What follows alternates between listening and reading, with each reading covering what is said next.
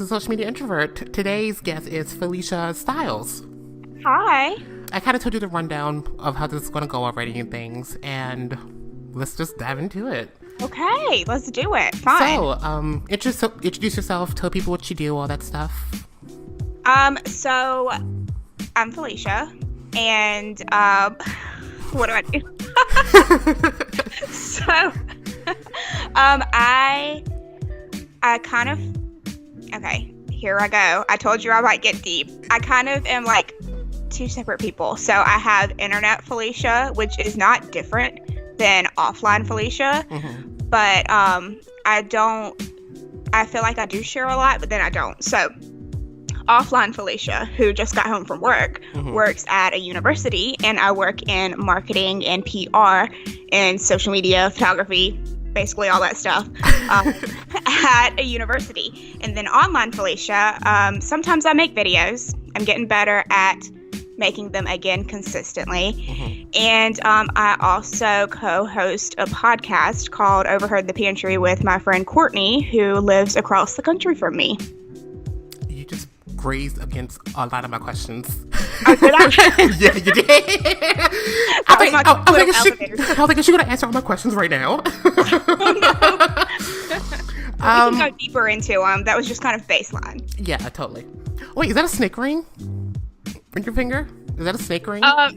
So I have a ring on my, I don't know, is this like a ring finger, but not your ring finger, not your married finger? And it's one of those like spoon rings. What are they called? You know what I'm talking about? Yeah. But it has like a little bird on it. And it reminds me of Harry Styles because he has bird tattoos on his chest, and I love Harry Styles. Oh, okay. I was wondering because I just bought a snake ring, and I was like, oh, match. That's fun. I like that. So, like, what got you into, like, YouTube and social media? Like, what was that first thing that kind of made you like, hey, I want to do that too? So, I think it's just because I just started watching YouTube a lot. And so one of the first people that kind of inspired me to do it was Ingrid Nilsson, who was Miss Glamorazzi on YouTube. And I remember watching this video where she talked about what kind of got her into YouTube. And she was talking about how like she's a very shy person, and YouTube kind of like broke her out of her shell. And I was like, I'm very shy. So I was like, why don't I give this a try? So that's kind of how it started for me. And I really kind of feel like it helped a lot with that because, I don't know, you just get used to sharing things with people and connecting with people. And I just feel like that helped a lot with that. So I don't know. I've always loved video. Whenever I was like little, I used to like run around with my best friend, and we'd like film on a little camcorder that had the little mini tapes. You know what I'm talking about? They're like little tiny tapes, and then you have to put them in a VCR to watch them. I have boxes and boxes and boxes of those that I'm trying to go through and digitalize. But so yeah, I've always loved video, and it was just something that I was like, I could do that. Yeah, well, you're doing pretty good. Thank you. You're welcome. How long have you been on YouTube? Because I only known you since February last year. No, that's a lie. 2017. When you were at Place DC, you did the panel. I found that video and I commented. Okay. Fun. Yeah, that's so cool. Okay, wow. I started doing YouTube in 2000. I started at like near the end or middle of 2014, but I wasn't really like in it. I was just kind of like playing around. Like, I'll try a little makeup tutorial and just see how it goes. But then I like started being a little bit more consistent around 2015. Oh, that's when I started. Oh, nice. It's like we crossed paths without even knowing. Cool. So Phylesha does content. Well, it kind of varies, truth be told, from what I've seen. She does a lot of like reviews. A lot of the things that I like that she does the most is her reaction videos. Oh, thanks. And when it comes to like the content, did you originally intend to do reaction videos and stuff, or did you have like a different idea? I'm trying to think of why I started doing reaction videos. Okay, so I'm pretty sure the first like reaction music type video that I did was when Taylor Swift made her comeback and released Look What You Made Me Do. I'm pretty sure that was the first music thing. No, I didn't.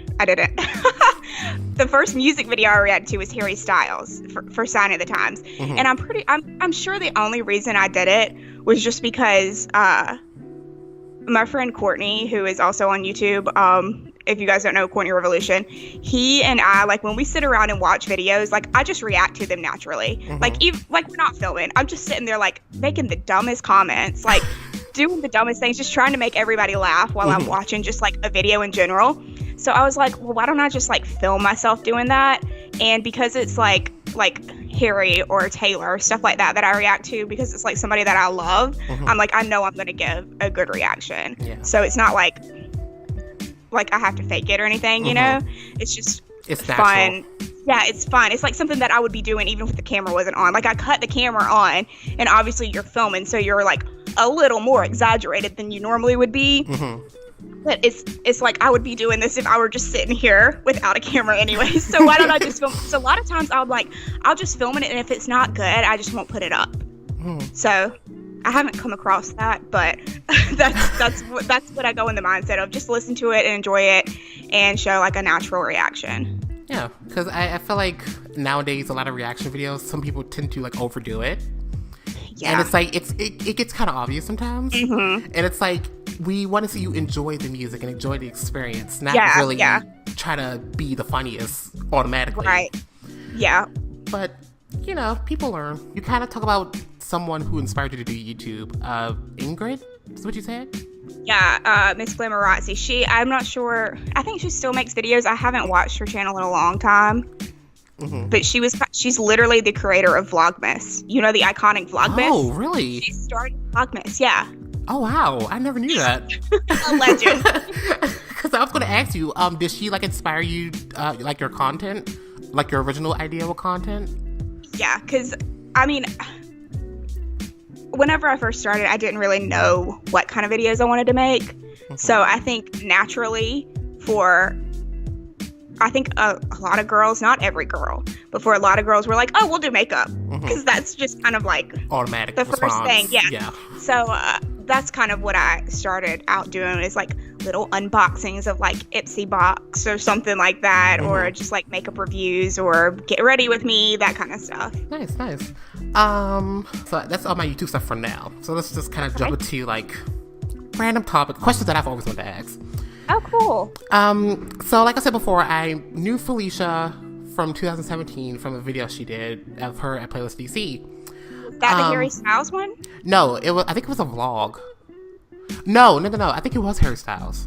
Because I found out about yeah, because I think I found your channel, and that was your most recent video, and I watched that one. Oh, okay. I'll be honest with you. This is all about being honest here on this podcast. I found you very intimidating when I first knew of you. People tell me, listen, you are not the first person that told me that. It's so why? The thing that was intimidating to me is because you seemed like you had your shit together. And really? when people on social media seem like they have their shit together in terms of like making connections and growing an audience and stuff like that, I find that intimidating, because it's like, well, they probably won't acknowledge me, someone as small as compared to them. So I was like, she would never give me the time of day. She would never look my direction because we're not at the same level. So I found you intimidating. God. Wow, I don't know. That's really funny to me, and you're not the first person to tell me that. I don't know. I think I don't know if it's because I'm like kind of like quiet and reserved.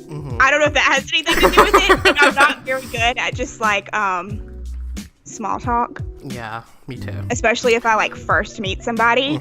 So if I ever give off those vibes, y'all, I swear I'm not mean. I'm very, very welcoming, and I will talk to anybody. I would never do that. You know that now. Yeah. But like, I'm like, I have like some friends and stuff, and I'll be like, I haven't even watched their channel yet, and then like a year later, I'm like looking at their channel, and I'm like, oh my god, I'm not up to this quality. Why are they talking to me? Because then, so that was my first impression, and then after that, I feel like you didn't like me because of people I knew. like the friends No. that I know. No, that's not the case. Yeah, I kind of figured that because we finally met at Playlist Orlando last year, and I was like, oh, she's pretty nice. Maybe I was wrong. Yeah. So it's like we kind of became like mutuals online first, then we got to know each other. Yeah. So I think I was at your channel because you were in a collab channel, right? Mm-hmm. And I think I found you through that because Oh, I was fun. like watching all of those people on that channel, and then I saw you, and I was like, this guy's really funny. So Thank you. that's how I found you. Well, there's a little background story for everyone if you didn't know. I'm glad you brought that up because I tend to forget how I meet people. Me too. So I'm like, wait a minute, how did you meet? Yeah, because it's like you don't really think about it like when you start to know someone, but then it just randomly pops in your head. Sometimes I'm like, wait, how do I know you? My next question you kind of covered lightly, what you do outside of social media. So it's like, how long have you been doing that job of like working with social media? So I graduated from college in 2014, which sounds scary. But I graduated college in 2014, and whenever I was in college, I worked in the marketing department of the college I work at / attended, and a position happened to come open for a full-time employee, not just a student, like right when I graduated, and it was for graphic design, which is what I have my degree in. I have a Bachelor of Fine Arts, and I focused in photography and graphic design, and then I got a minor in psychology. So it just kind of like naturally opened up, and I got through all the interviews somehow. And that's kind of what I started doing whenever I first joined the marketing team. And then the university felt the need for a full-time social media person, and we kind of had like some like things happen to where we were like, okay, we need somebody like on social media all the time, and they just kind of created that position for me. Oh, it was like a blessing in disguise. Yeah, so since 2015, I've been working as a full-time employee. That's good. And plus it fits like what you do now, so it's like it's perfect for you. It does, and I do a lot of video for the university, so that's kind of cool too. Yeah. I get to like produce videos and stuff, so.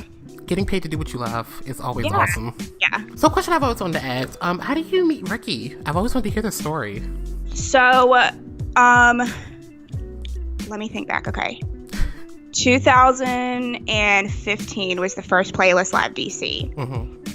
And so, for you guys listening, if you don't know, our friend Kaylee has this like creator track that she's brilliant, and she like pitched to Playlist Live, a YouTube convention, and it's for smaller channels, so us. And this was the first time that they were doing it at Playlist Live DC. And this was the first Playlist Live DC ever. So I just applied to it because I didn't know anybody. I literally knew nobody in the YouTube community at all. And I don't know how I came across Community Unite or anything, but I somehow did. I think I was searching it on Facebook. I don't know. And I was like, all right, well, I guess I'll go to Playlist Live DC because Playlist Orlando in 2015 was my first YouTube convention ever. So DC came around. Applied to that. Somehow they picked me for the panel. Me and my 200 subscribers got picked for the panel. And so this was the only one that was taking place at Playlist Live DC, first DC ever. So they were like, we'll start out slow. So I applied for a Playlist Live DC panel. I'm not supposed to see you right now, right? Because I don't see you. Oh, hold on. There we go. So I applied for a panel at Playlist Live DC.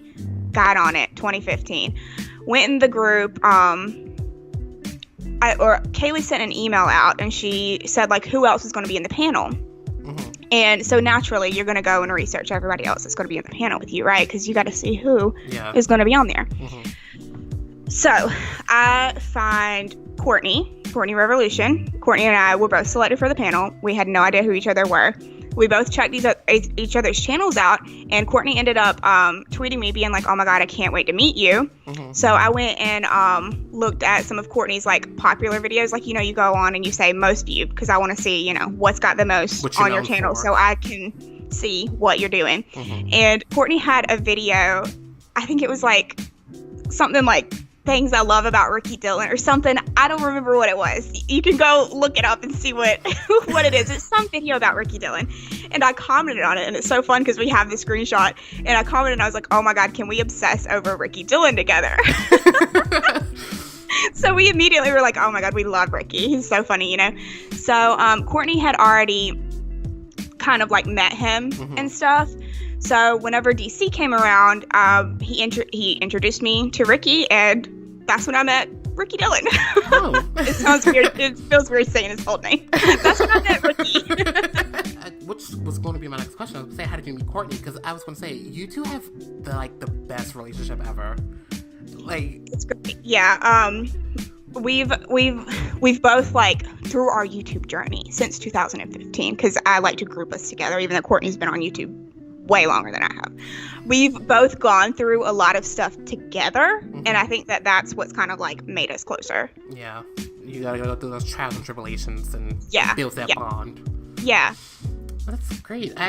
Which goes to my next topic, the podcast. So Courtney and Phylesha does a podcast together called Overheard in the Pantry. Totally check it out. It's on Spotify, iTunes, and anywhere else? I think it's just wherever. I think you can get it wherever. That's what I always say. I'm like, wherever you listen. So what kind of sparked up that idea of the podcast? Because I listen to it and it's always great. Thank you. So it's like, I just want to know, like, what goes on behind the scene? Like, what sparked up this idea of the podcast? So I love podcasts. So I don't know. And Courtney and I, whenever we talk, we literally talk for hours. And I'm like, we need to be recording this, Courtney. Like, this is great. Because, like, I'll go out and visit him in LA, and we'll just literally sit on the couch for like 8 hours until the sun goes down and just talk about anything and everything. So when we decided to start a podcast, we threw around a bunch of ideas. Courtney and I both love Degrassi. Have you ever seen Degrassi? Yeah. Both of us love Degrassi. We both grew up like basically the same, except we never knew each other. We were like, we should start a podcast about Degrassi. So that was the first idea, because we got to figure out, we're like, what should we talk about? So then we were like, you know what? Let's just get on there and just be us. And we're kind of like older stands of stuff, right? So we'll get on there and just talk and just share with the world our experiences, because Lord knows we feel like we're experienced. I'm talking like we're like grandma at the nursing home. But yeah, we just feel, I don't know, we love talking about pop culture, and it's just a fun thing for us. Why the name Overheard in the Pantry?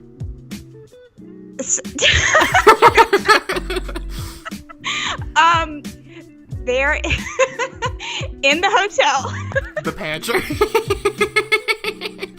In the hotel that Playlist Live Orlando is hosted in. There is a place called The Pantry, and that is my favorite thing in the whole entire world, right? I love The Pantry. Do you like The Pantry? Yeah, my first time going, I was like, oh my god, there's so many options. I love this. Oh my gosh. And The Pantry used to not be there. You know, were you there? It used to be a food court down there, and it was not The Pantry. The Pantry is beautiful and amazing. So we were just, I don't know, we were, I don't even know how we came up with it, but we were like, you know what? Sometimes when you're in the pantry at Playlist Live, you hear some things, and we're going to share with you what you hear in the pantry sometimes. So come on into the pantry, get your snacks. That's a perfect fit. I love it. Yeah. Which, by the way, if you're going to Playlist this year, go to the pantry. It's honestly the best. Get the cheese pizza, get the grilled cheese, get the little brownie bites, get the froyo.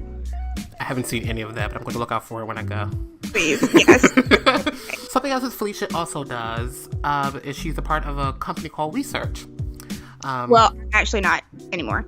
Oh, I didn't know that. Yeah, no, it's nothing. There's nothing bad. I just don't have time to commit to it. And I felt bad because I wasn't like committing a lot of time to Research. And so I was like, you know what? Right now, I've got too much going on. Something has to give. Yeah. Okay. Might work with them again in the future, but we'll just scrap that. But I did do my research. It shows I did my research about Phylesha. How long have you been a Taylor Swift fan? Because I noticed you're like a hardcore fan. And yes. Forever. So, I'm 27, guys. So I'm like a little bit older. But like I said before, I don't know why I keep talking about how old I am. So I started listening to Taylor Swift when her first album came out. Because she's like, how many years older than me? She's like 2 or 3 years older than me. Mm-hmm. So I'm the perfect demo for her. And I think it's pretty cool because, people usually like write an album and then it comes out like a year or so after they've written it. Mm-hmm. And what I've found is most of the times she's writing an album, and during the writing process, she's the same age I am as it comes out. So it's really cool because whenever it comes out, I'm like, oh my gosh, I'm going through this stage of life, and it feels like she really gets me. Like she's right with you. It's really what I'm going through because at the time she was writing it, she was going through that too. So but I've been a Taylor Swift fan since her first album. I saw her live when she was wearing the cowboy boots and the glitter dress. A throwback. Yes. I don't know, because like I was like, how do you feel like when you see things like mainly like negative things towards Taylor? Because I feel like the media just loves to like pick and choose like the bad stuff about her, and it's like I don't know, like as a fan, like how does that make you feel sometimes? It's annoying, but I also understand that people in the media, specifically like the media articles, like stuff like that, I understand why they're doing it because it's going to get them clicks because people want to hear what did Taylor Swift do today, that kind of stuff. But it also like makes me sad because she's a real person at the end of the day, and I don't care who you are, that stuff's gonna affect you. Yeah. Because I feel like people don't give Taylor Swift enough credit, truth be told. Now, I'm not like the hugest Taylor Swift fan, but I know like when credit needs to be given, it should be given. She writes her songs. Yeah. And that's the most I can ask for an artist. Like, if I'm listening to you, I want to know that you had a hand in this. Mm-hmm. Yeah. I mean, her album Speak Now, she wrote the entire thing herself, no co-writers. Mm-hmm. And she was like a teenager. So. Talent. Honestly. Talent. Her mind. Because the thing that I like about Taylor Swift is that, say what you want about her, she knows how to put on a really good show. Oh yeah, I watched Reputation. I watched Reputation on Netflix. And it was just to see everything kind of put together.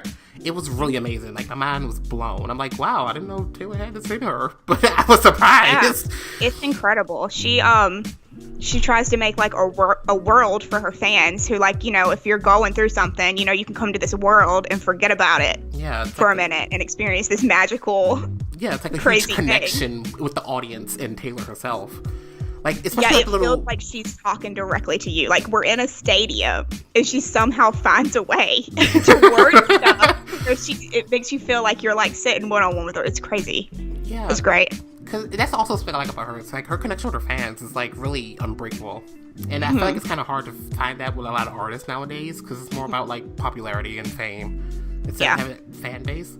So it's like, totally, I have no issue with her. I love her. Okay, well, let's go to open floor. So this is the portion of the show. You can ask me whatever you want to ask me. Talk about whatever topic you want to talk about. Up to you. I don't know.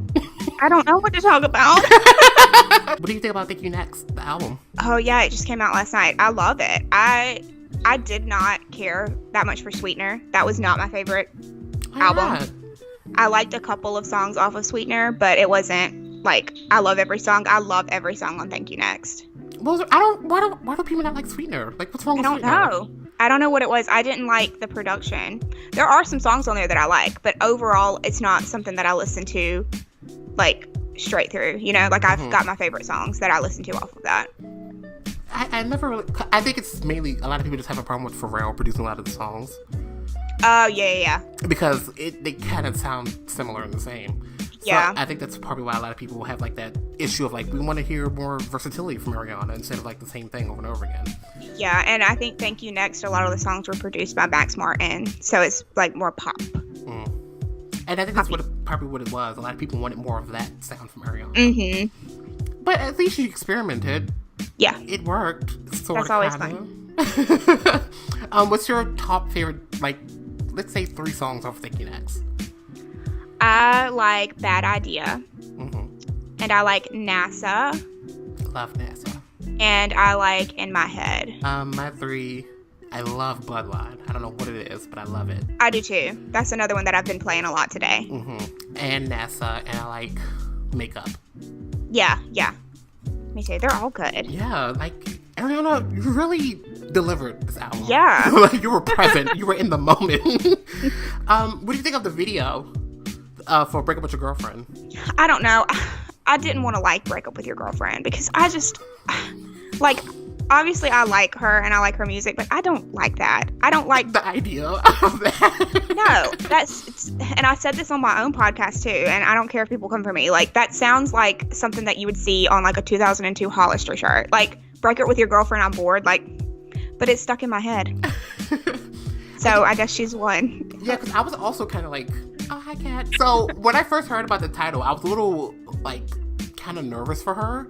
I was like, oh, I was like, Ariana, that's a really risky title. And it's like, I don't know how people are going to react to that. I don't think it's going to be a good idea. Because the next thing you know, the media's like, oh, Ariana Grande, she's a homewrecker. Like, I'm like, yeah. No. But I actually love it. The music video, that one part where she came to the party with the ponytail, I literally yelled. I was so shocked. You should have done a reaction. I know, but it was like so late. I was like, I'm tired. I'm going to watch this and I'm going to go to bed. And it gave me so much energy. I wish I would have recorded. Yeah. But that was honestly, but I think the video could have had more. Yeah. Because I feel like, okay, we're in parties, the same kind of scene, basically. Just a different hairstyle. Yeah, basically. But I don't know. Maybe she just wanted to be simple. Yeah. But we have room. We got other songs, more videos. Mm-hmm. Are you going to see her on tour? I don't know.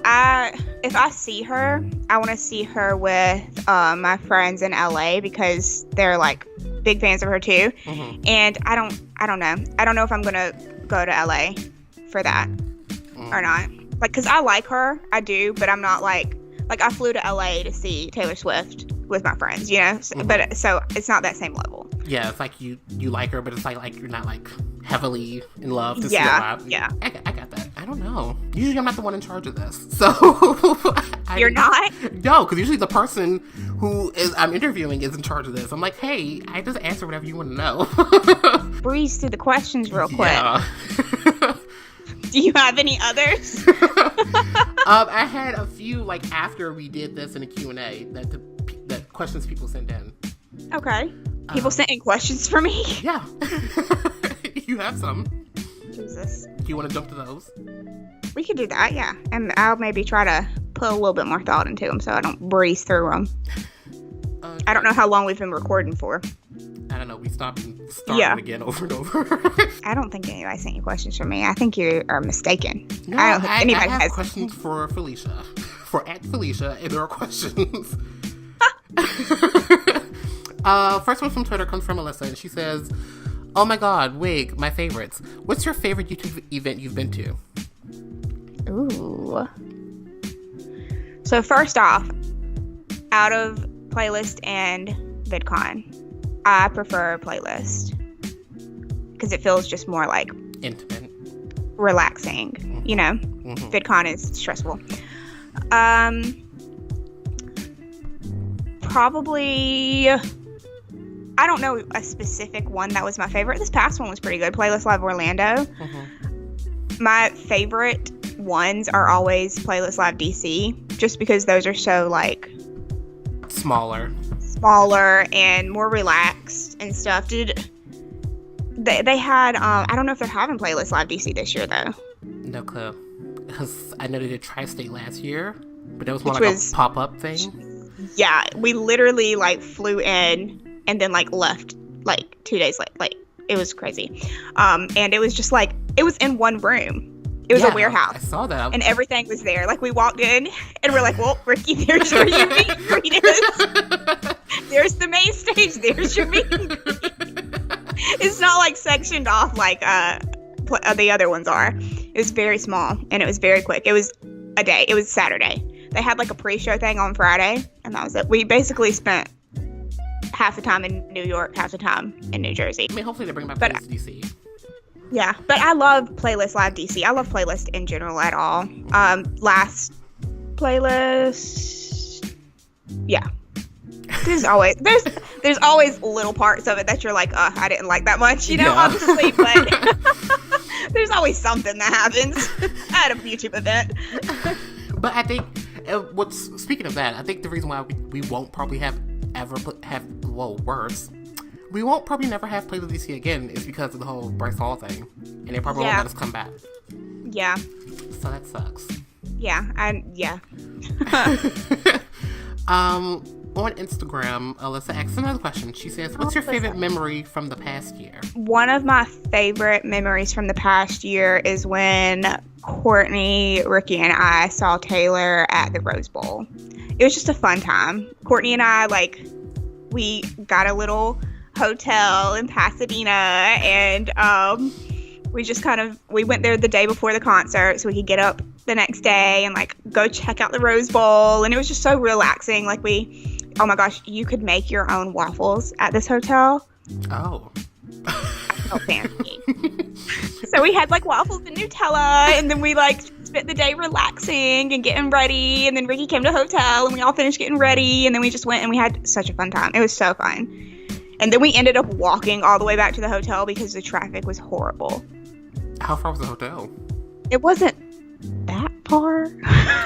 It probably took us 30 minutes to walk back, but it was just, I don't know, it was just a fun time. I had a great time that day. Yeah, I saw the vlog. It looked pretty fun.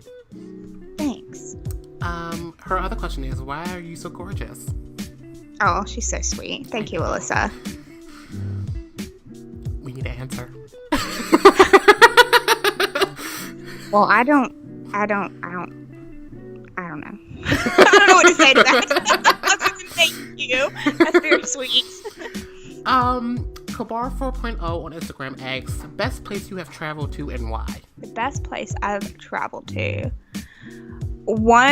So the first time that I ever flew anywhere, I went to Cleveland, Ohio. And this was in, I think it was the beginning of 2015. That was the first time I flew anywhere. And I went because I somehow snatched up tickets for the Rock and Roll Hall of Fame introduction ceremony. Mm-hmm. And it was the first time I'd been. That was the farthest I'd ever been from home, which is South Carolina. And I just really loved Cleveland. I don't know what it was, but just walking around, everyone was friendly. It was a really clean city. Mm-hmm. And I don't know, the vibe there was really cool. Everybody was really chill, and it's all musically because the Rock and Roll Hall of Fame is there and that's their big thing.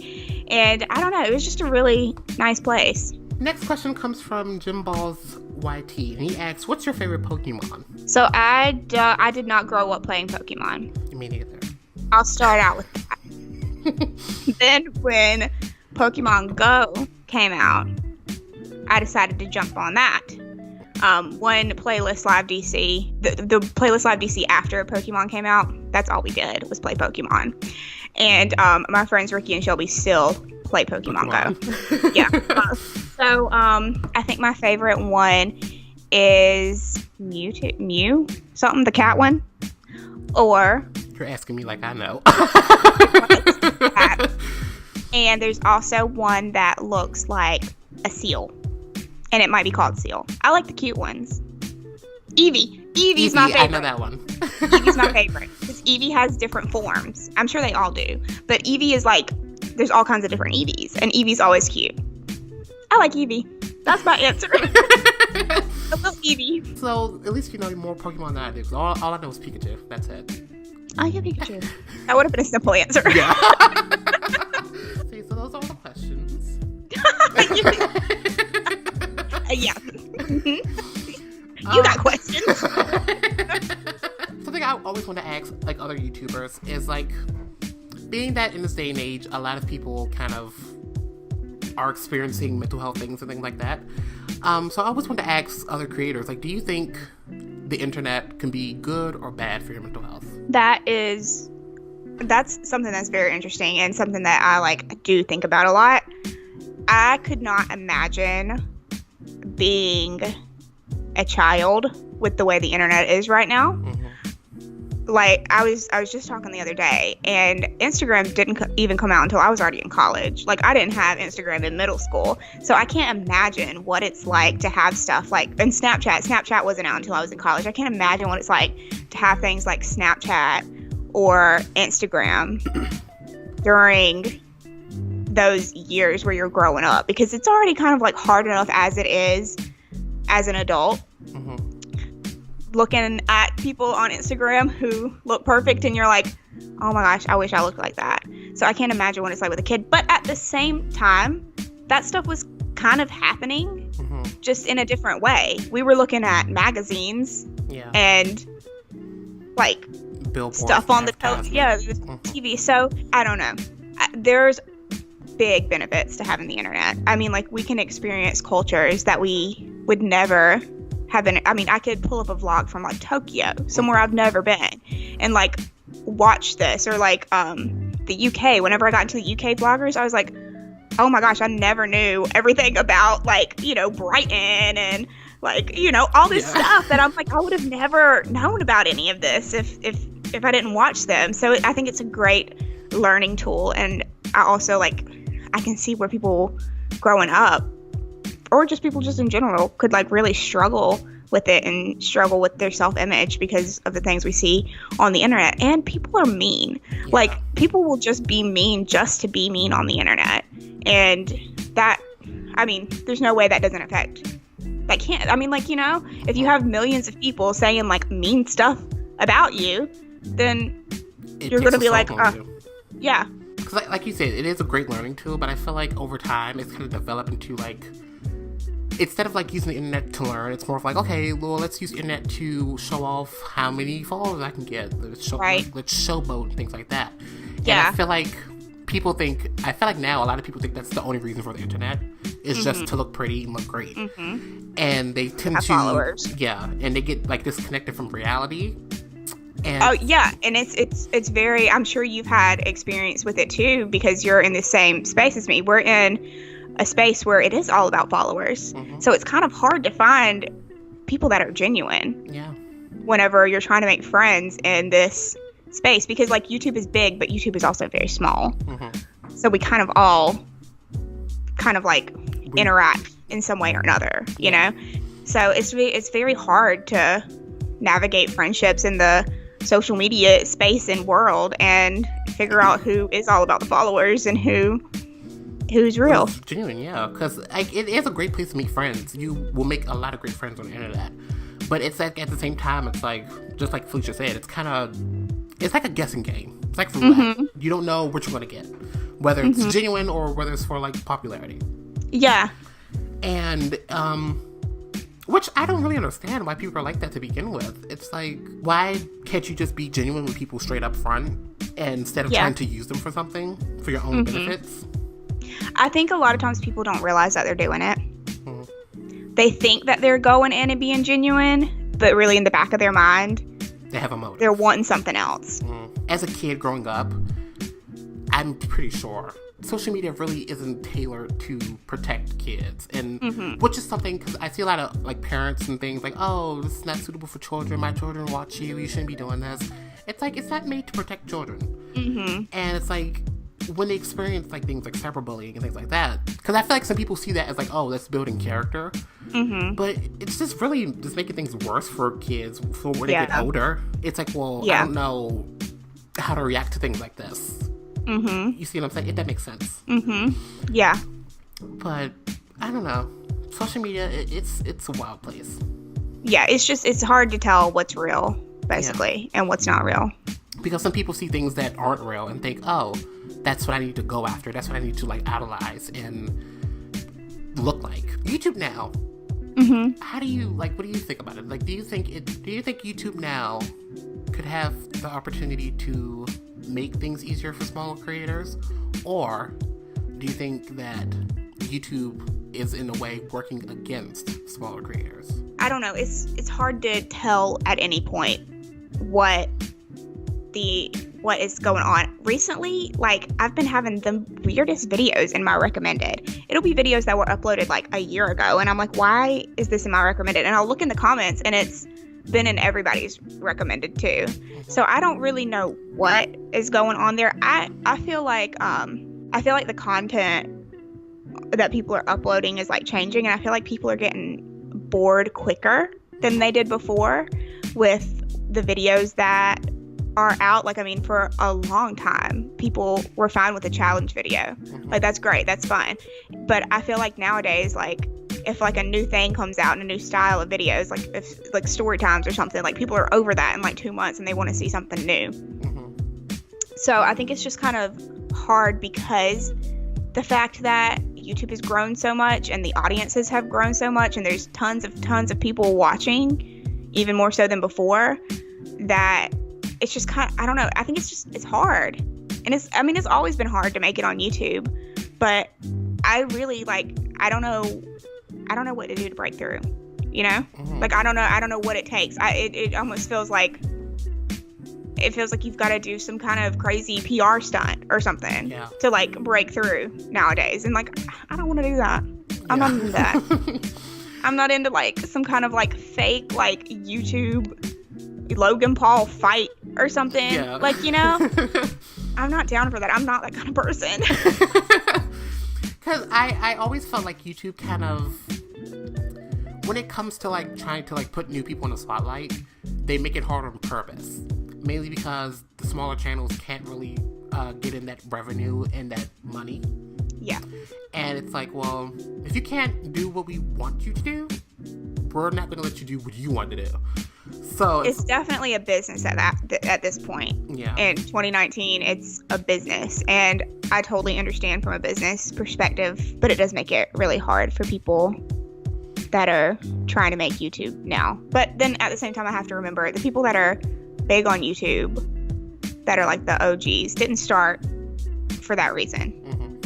So at the end of the day, I think if you're, obviously we all want to be successful, but just like in reality, like it's not going to happen to all of us. It's just reality, you know? It sucks, but it's just reality. So at the end of the day, I think as long as you're making content that's fun for you and that you enjoy and it's something that you would watch, I think you can maybe find some type of fulfillment that way. Yeah, because I feel like a lot of people go in with the mindset of like, oh, I'm going to be famous overnight, and you know, I'm going to be the next big thing. And it's like, when like you said before, the original people, they did it mainly for entertainment and fun. And I feel like when you walk in with that mindset, it becomes a more enjoyable process, and the success is just like an extra additive. Yeah, because I mean, I know, and I don't know if you've done this before too, but I know whenever I've put up a video just for like putting up a video's sake, or like put up something because I'm like, oh, this is the new trend right now, and I don't really like it, like it makes it even worse when it doesn't do well. But if it's a video that I like care about, if it only gets like, you know, a few views or whatever, I'm like, that's fine. I loved making that video and it's important to me. Yeah, because it's like when you're happy, because I don't know, for me it's like when I'm happy doing the content that I like to do, I have more fun. Yeah, and I feel like your audience enjoys it better because they can tell that you're being having a good time. But it's like when I feel like, because there were times where I did things just for like popularity. Yep. And when I did it, I was like, okay, well, this does not feel like me. This doesn't really fit, you know, my brand. So I was like, well, I don't think I can keep this up. I'm just gonna stop and do what I want. But it's like I feel like a lot of people, there's like this fear of like, oh, what if I'm doing what I want to do? People don't like it. It doesn't take off. Then what? And it's like, that's a true feeling. And what I would say is like, you just gotta, I don't know, you just gotta take a shot, take a chance, and see what happens. Because some of the videos that I had no clue what was gonna happen, they did good. Yeah, I literally never expected any reaction video to get views. Yeah, like me. I had no idea. Yeah, because like when I did my first reaction video, I was like, okay, just probably like 5 views, that's it. Yeah. Call it a day. But it did good. I'm like, oh, Wow. Okay. Yeah. Yeah, it's really cool when that happens. Yeah, so it's like, definitely don't, if you're like a small YouTuber listening to this, or you're thinking about doing YouTube, have fun with it. Yeah. Be authentic, and because if it shows, people will like you for you. Mm-hmm. And you'll go far with that. I don't know, is there anything you want to ask me? Like, anything you want to know about me? Are you coming to Playlist? Yes, are you? Yeah. Yay. I don't have it all set together yet, but I'm going to be there. Which, by the way, by the time you're all listening to this, we're probably at Playlist now. Oh, that's cool. Because it's going to come out on March 1st, so. Oh, awesome. Yeah, we'll be at Playlist. Yeah, so if you're listening to this while at Playlist, hi. Hopefully we're having a good time in Orlando. There's one thing, because I need to get both sides of the story to this situation. So let me just start from the beginning. So back in September, like, Phylesha was just defending her friend Ricky Dillon, because people were like liking a tweet talking about him, which is right. And then Era was kind of like, well, it's just a joke, it's not that serious, what's the point of like blocking people and this, that, the third, and it just kind of like went from that. And same question that I asked Era, I want to kind of ask Phylesha, was like, was there any like past issue before that happened? Because I felt, because from the outside looking in, it just seemed like, something had to happen beforehand, before that. So I'm just going to kind of speak in general about this, not about a specific person. I'm just going to kind of talk in general. Mm-hmm. So kind of like we were saying before, we have all these YouTube events we go to, right? Mm-hmm. And you see people at these YouTube events, and that's kind of the only time you talk to them, right? Mm-hmm. So to me, that is kind of someone that is an acquaintance. I'm not really close to people that I don't really have a relationship with people that I might see only in the hallway at a convention center, right? Mm-hmm. So whenever I'm the kind of person that whenever just in general somebody's talking about, or just talking about somebody that I am really close with, that's somebody that I talk to every day, that like, I'm really good, genuine relationship with. Mm-hmm. Whenever I see anybody doing that, it really upsets me. You can talk about me all day long, I don't care. But if it's somebody that I care about and I know that this could potentially hurt them, it really hurts me. So if that's happening, I don't want to see it because it upsets me. Mm-hmm. So if there's a way for me to remove that to where I'm not getting upset, mm-hmm. then I'm going to do that. Yeah. That's as far as something would go. If there's anybody that I've ever cut off, I'm not going to cut you off if I have a genuine relationship with you. If I have a problem with you, I'm going to come to you and talk to you about it. Like, if I'm really close, but if it's that, yeah.